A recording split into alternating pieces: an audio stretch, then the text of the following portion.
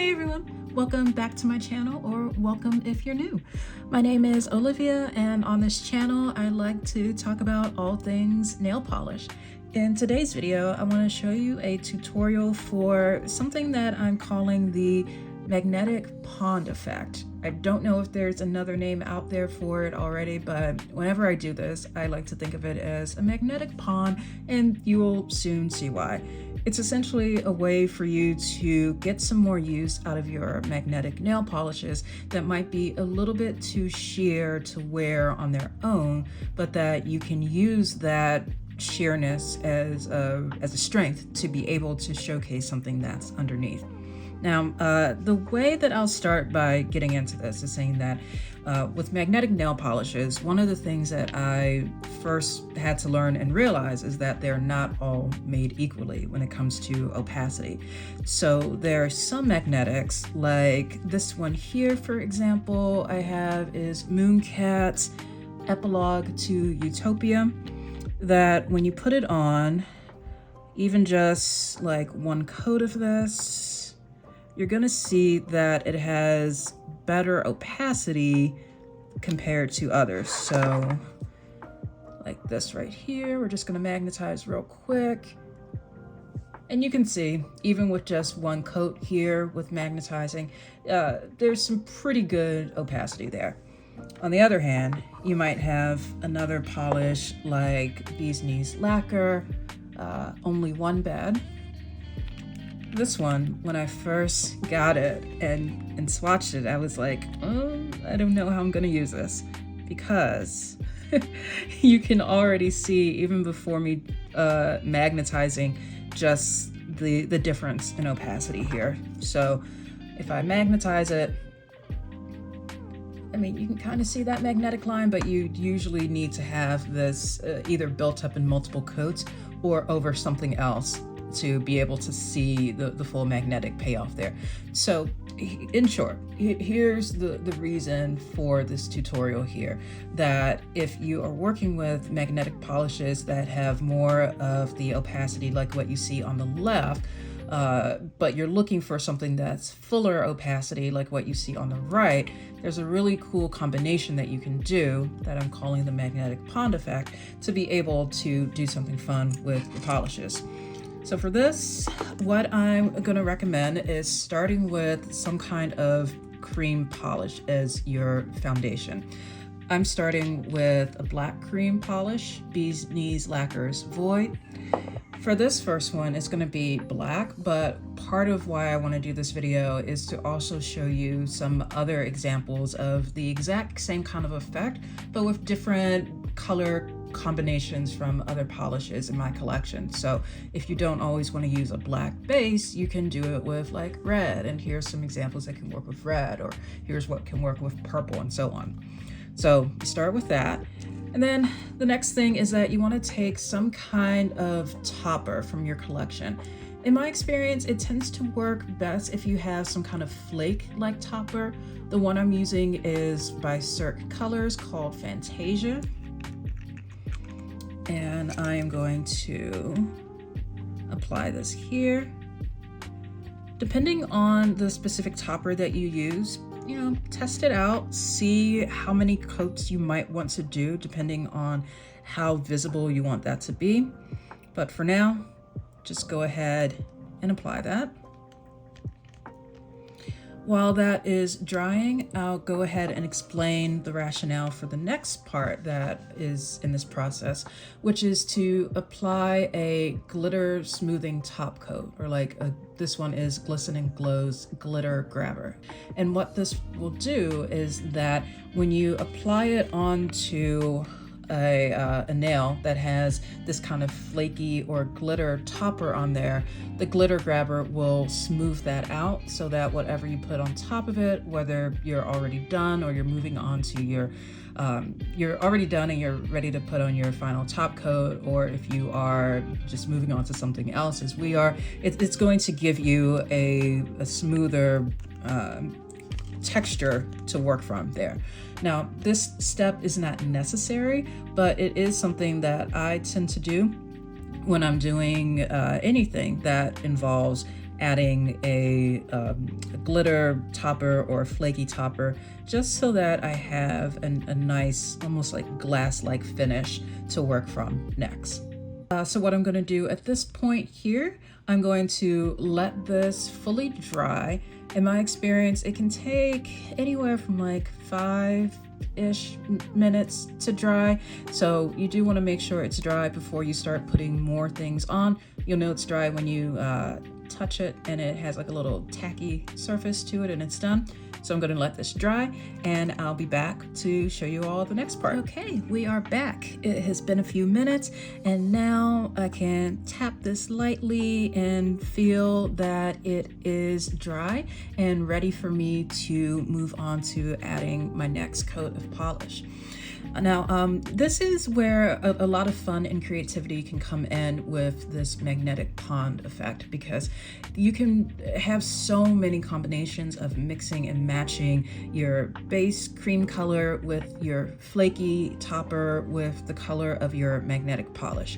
In this case, I'm going to go with Bee's Knees Lacquer's Only One Bed, which will look like this. You can see it has like a purple, blue, teal magnetic effect there. And what I'm gonna do is apply this over top of my flakes and then magnetize.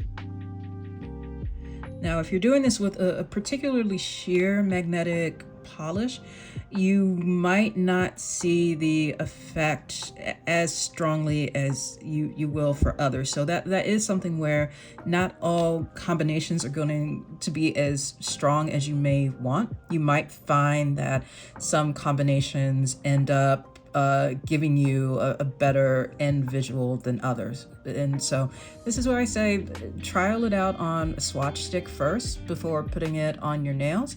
But once you have magnetized this, you'll end up with something like that. So if you see here, what's going on is that now we have a magnetic pond. You can understand why I'm calling it that now, right? Like, it's like you're looking down into a pond, like some water lilies, but you have magnet on top of it. I know often there's like a jelly sandwich where you have a jelly and something in the middle and a jelly on top, but because we're not using jellies for this, I figured I'd call it something else. And really, this is all that there is to it. From here, you would go on to applying any other kind of magnetic effect topper or whichever kind of top coat you want to put on after that to seal it in. I will say this is an effect that can take a while to do for all the hands, and not for all the hands, for all the fingers on your hands, if you're wanting to do it for every single finger and not just as an accent. Now, I think the first time that I tried this out and did this on all 10 of my fingers, it took something like 2 hours total, but I was okay with that because it had been a really long day at work and I just needed to decompress, and I was fine with the time that it took to do that. But I would say if this is something that you're like, you know what, Olivia, I don't have 2 hours to be doing my nails, that's totally cool. In that case, I would recommend maybe do this as a single accent nail. Give it a try and see how you might like it. So that's really all that there is to this magnetic pond effect. So what I'm going to do off camera before I take this outside, I'm going to fill up some more of these swatches here with other color combinations that I've pulled from my collection to give you all some other ideas for inspiration for how you can combine different creams, toppers, and magnetic polishes to make various types of magnetic ponds. One quick note that I'm adding in as I'm editing this, I wanted to include a short clip to show you the close-up details from the very first time that I tested out layering polishes like this to create this magnetic pond effect. Something that I want to highlight here is that in my experience, this tends to work best when you use a cream color that's on the darker side, because it does help to give a bit more of a glow with the flakies that you put on top of that. But as with everything, feel free to experiment and try it out and see what happens with other polishes.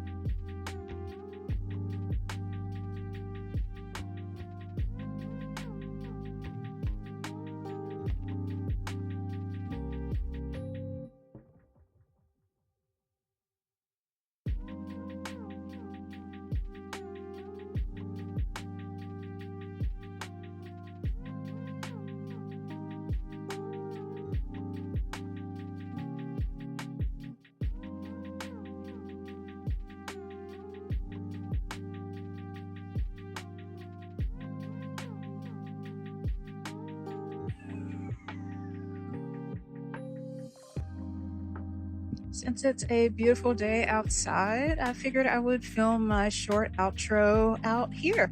I hope that you all enjoyed this tutorial on the magnetic pond effect, especially seeing some examples of this in the beautiful sunlight.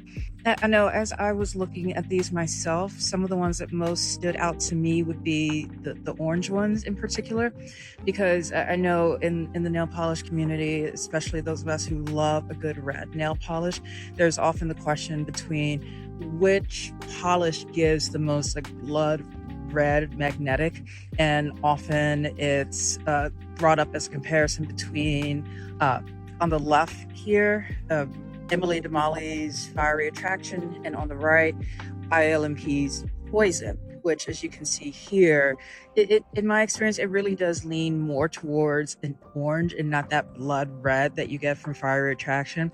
But the reason I'm bringing this up is that I know for myself personally, seeing how I can layer Poison over other things like Flakies helps me to think of some more creative ways that I can actually get some good use out of that polish, because I don't necessarily like Poison for it being red magnetic, but I do like it for what it can give as like a nice fall color when combined with some others. But yeah, all of these just sparkle in the sunlight. I wanted to make sure to get out here and enjoy the sunlight while we still have it. So with that being said, thank you all again so much for watching. Please feel free to leave a comment to let me know which of these combinations were your favorites, which ones you might be trying out yourself, and hopefully I will see you in the next video.